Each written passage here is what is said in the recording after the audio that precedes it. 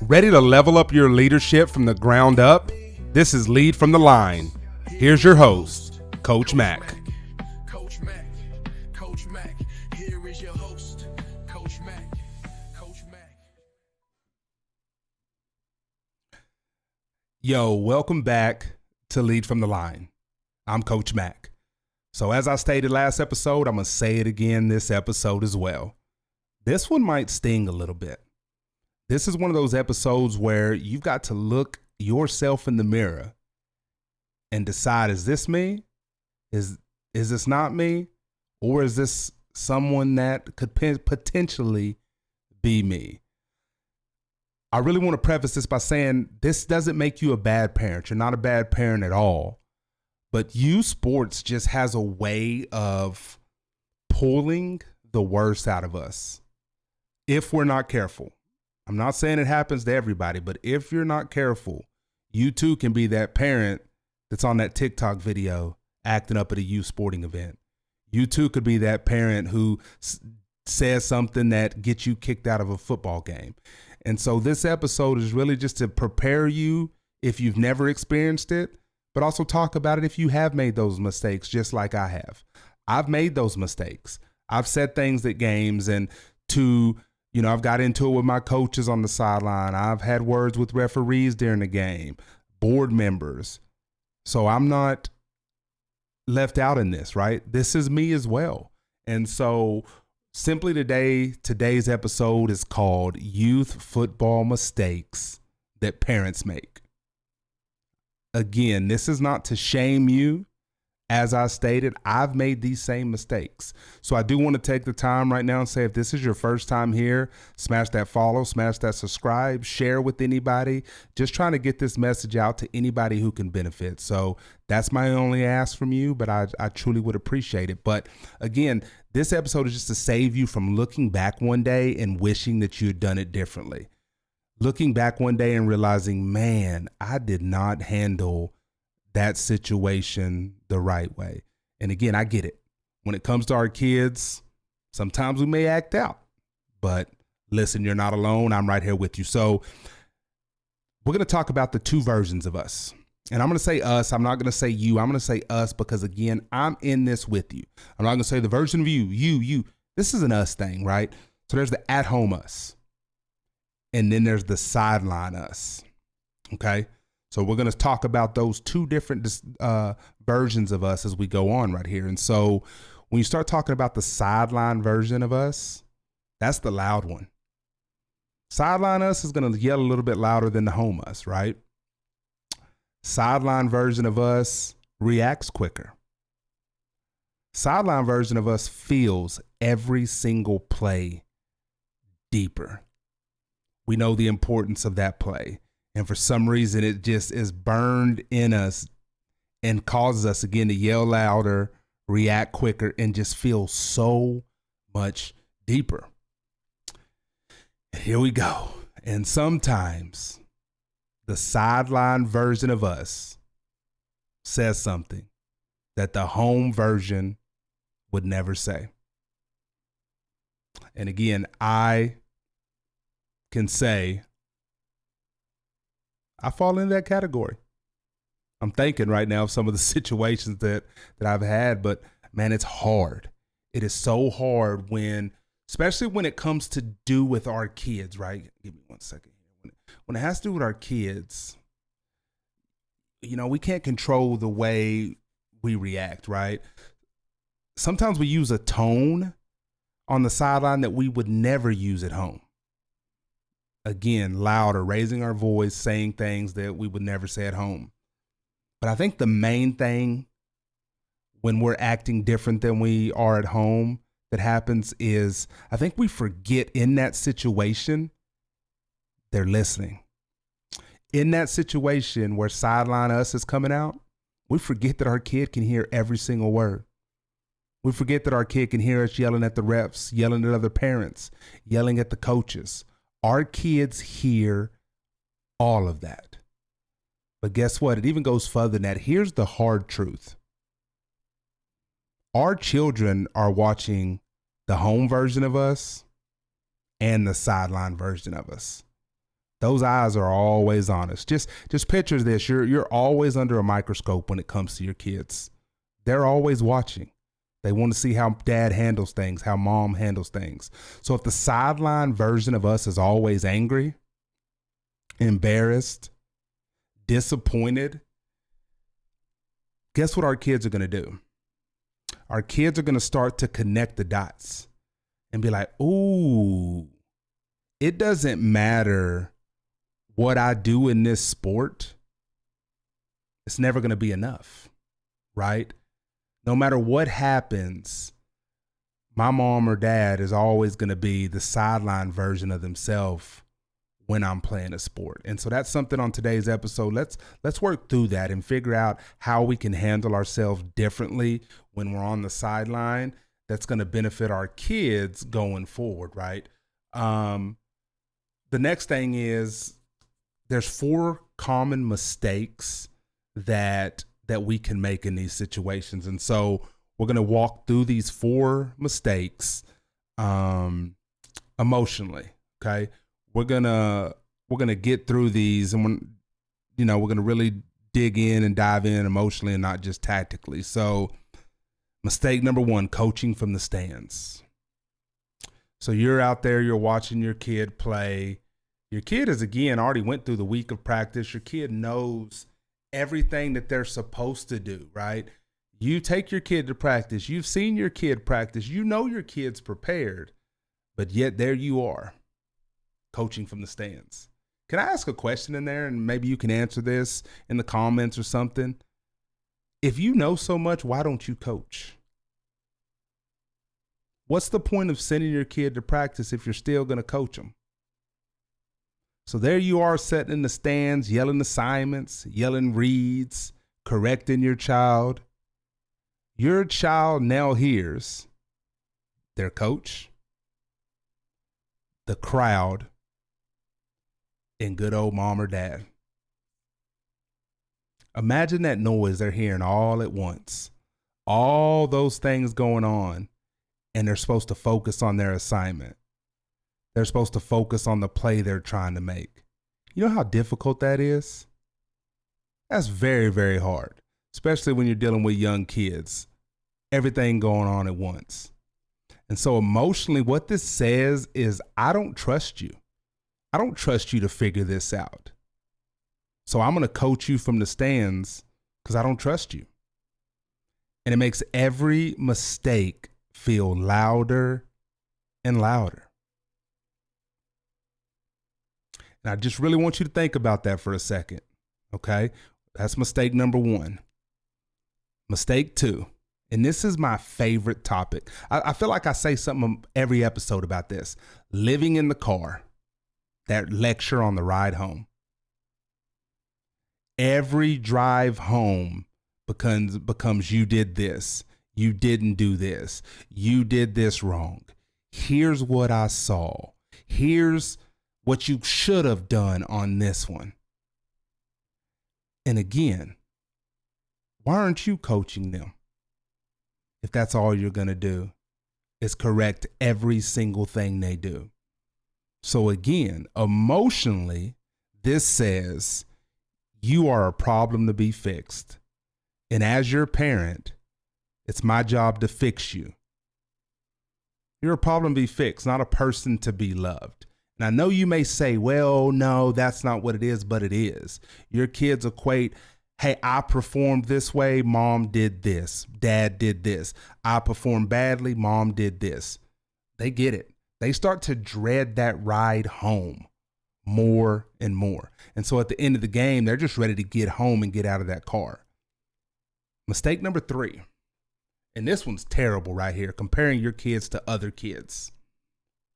Hey, did you see that? Did you see how number 12 plays? Why can't you hustle like him? He's smaller than you, and he's still out there making every single play. Why can't you do that?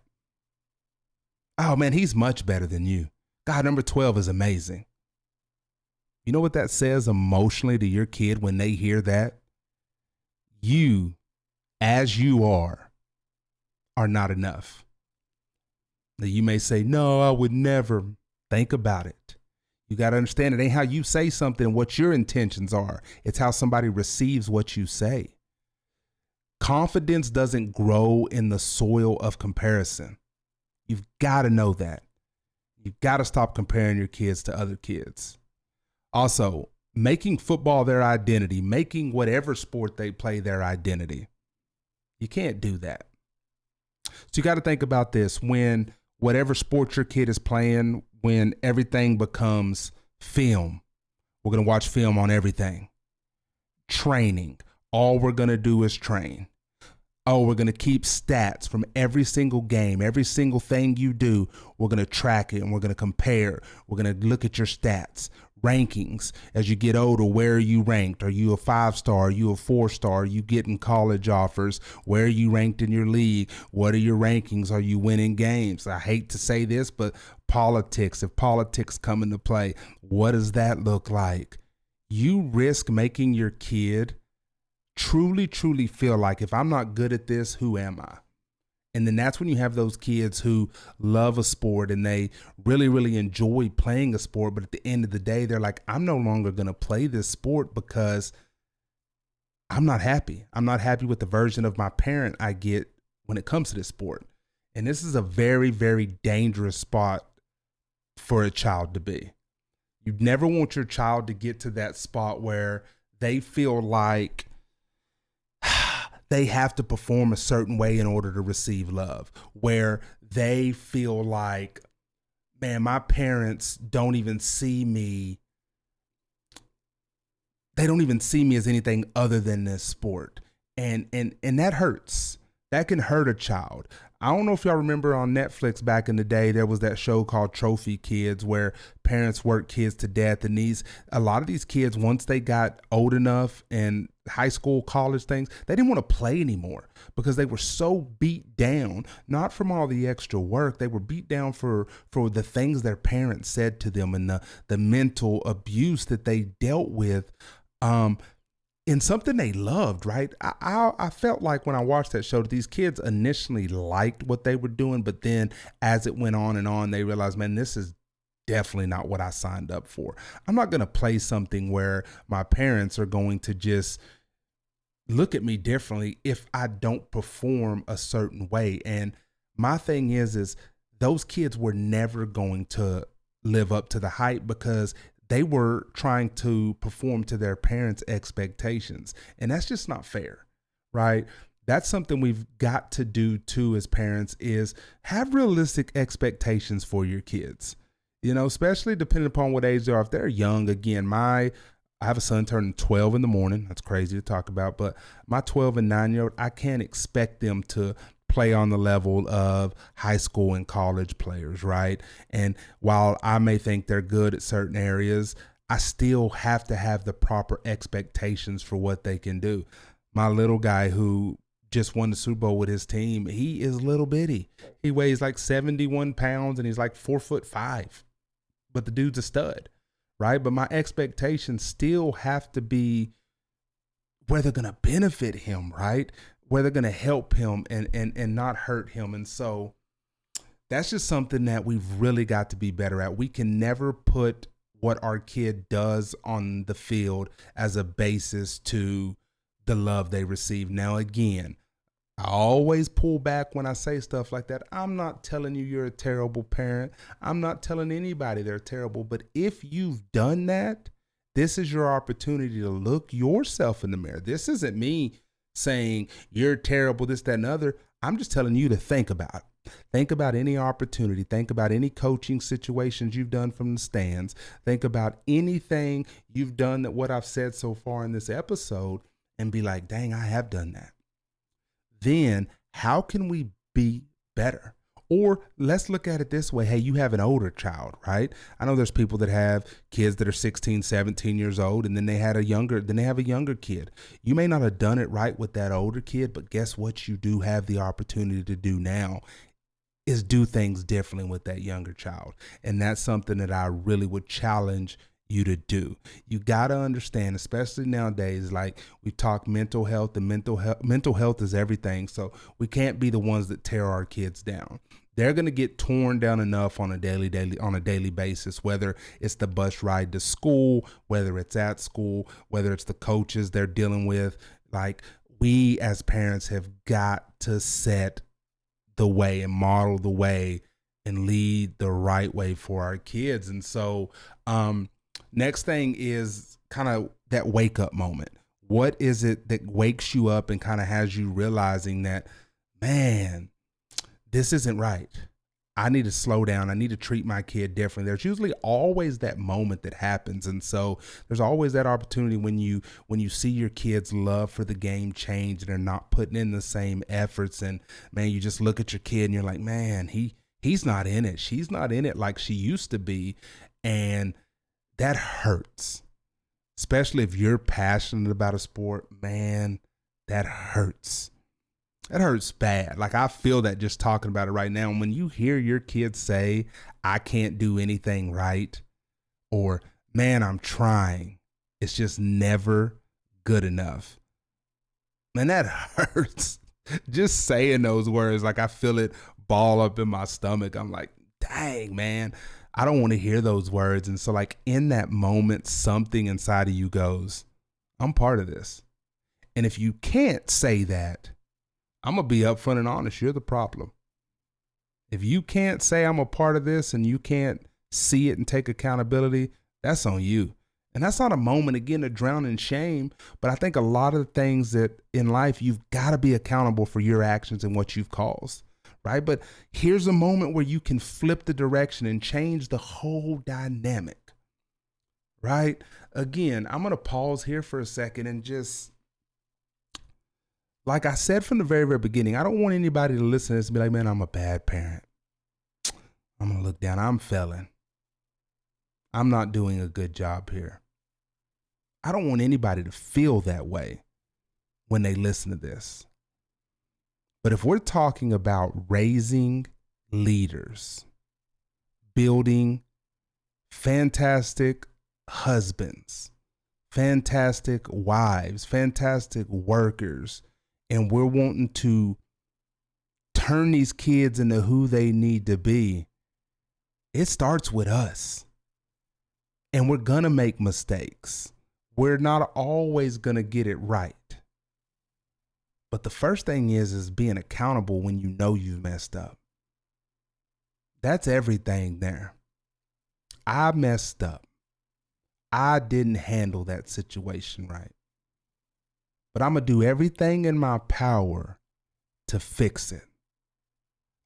I want to develop my kid to where they know that they can handle any and every situation.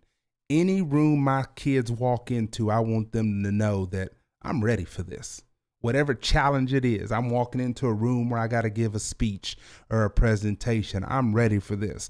I'm walking onto a football field where my team is counting on me to win a championship or win a game, or not even win a game, just to play the game the right way. That's what it's about. Man, my parents need me to be respectful when I walk out of their house. My parents need me to go to school and do the right thing and not try to skip school or not try to cut corners or do anything that I'm not supposed to do at school. That starts with us. We build that character and we do it the right way. And I think that that's really one of those options or opportunities right now is just even if you stop, right? And you have that inner dialogue with yourself and you self-assess and you realize, man, I messed up. Man, I haven't handled this situation the right way. Man, I'm doing this. Man, I'm doing that. Okay. You've gotten there, right? You've had that conversation with yourself. You know, look, I've got to be better. So just do it. Here's the thing too, and I feel like our kids love us. I feel like if you're a good parent, you do right by your kids, you try your hardest, I feel like your kids love you. I feel like your kids respect you. And so even if you've had tough conversations and you may not have always got it right, I feel like if you were to turn the corner starting tomorrow, your kids would see that and your kids would appreciate that as well. But also here's another thing too. I think some of us have to realize that we can't coach our kids. This isn't even a part of the episode. I'm I'm feeling it. I'm in my bag. I'm just going. I'm talking about it. But I think some of us have to realize that, man, I can't coach my kid. And I think that would help eliminate some of these problems as well. Go to that game and just sit there and watch your kid and be proud of your kid. Why coach your kid? You realized back when they were 5 years old, you couldn't coach them when you coached their T-ball team. So why are you still trying to coach them today? And it's not a bad thing. I'm right there with my about to be 12-year-old kid. I can't coach him. And it's not that he's not coachable. I'm his dad. He doesn't want me to be anything other than dad. Simple as that. And so when I did coach him, even if my tone was perfect and I was doing everything right, it never landed. It never landed. He was not able to make the flip and be like, that's my dad. No, that's my coach. He wasn't able to do that. It was never coach. It's like, that's dad. And so the last year I coached him, I told the other coaches, I was like, I will coach every single other kid. Of course, if my son's in a drill, we'll walk through the drill. But I was like, if there's any more detailed coaching that needs to go, be given to him, I'm not doing it, because I just knew the impact it would have. Now, fast forward with my youngest son, same concept. Like, I can coach him. I try not to. Will it land differently with him? I think so. But from my past experience, I've just learned, I was like, I'm their dad. And that's what I want to be. Like, I'll help you out. I'll coach you all through life. But buddy, I'm your dad. I'm your safe place. I want you to know that you can come to me. We can, handle any situation first. It has nothing to do with a sport, buddy. Like, right, I'm your dad. I'm your father, right? And so once we've had that conversation with ourselves, we realize, man, I messed up. I'm not doing this right. So how do we fix that? How do we start today and decide I'm going to be different going forward? And this is simple, right? So what I'm going to do is I'm going to talk about a couple sideline rules. So this for that sideline version of us. I'm going to give you a couple of options. And so pick one of these. Very simple stuff. You're going to be like, ooh, not rocket science. But once you hear these, just pick one of these. I will not coach from the stands. I just said that. That's a real good one. Just sit there and watch your kids. You can cheer. You can be happy on certain things, but don't coach. Don't yell out orders. Let your kid do what they practice to do. Shh, be quiet. I will not talk to the refs. You shouldn't do that anyway. Refs are humans. Refs make mistakes. Let the refs do their thing. I will only yell encouragement. Bingo. Encourage your kid. Let them play the game they love. If they love it, let them play it. And stick to that. Choose one of those things and just stick with it, all right? Number 2. This is one rule for the car ride home. We talked about this on another episode. We're hitting it again because it's important. First 5 minutes after the game, no coaching, no breakdowns. Only, I love watching you play. You are my favorite athlete. That feels good. All right, number 3, we talked about when you start comparing your kids. Don't be doing that. Your kids are who they are. Love them more than you love number 12 on the other team. Anyways, so this is easy. You will not compare your kid to his teammates. Every kid is different. Some kids are bigger. Some kids are faster. Some kids are stronger. Your kid may excel at something that those kids don't. Lean into that, right? You will never bash other kids in front of yours. That doesn't benefit nobody. They're kids. Why are we as adults talking about kids anyway, especially in youth sports? That's nasty. That shouldn't be happening. You will never use other successes to shame your own kid. Nope. We can't do that. We just cannot do that. And then this is for their identity, right? That just so they know that their identity is outside of the sport they play.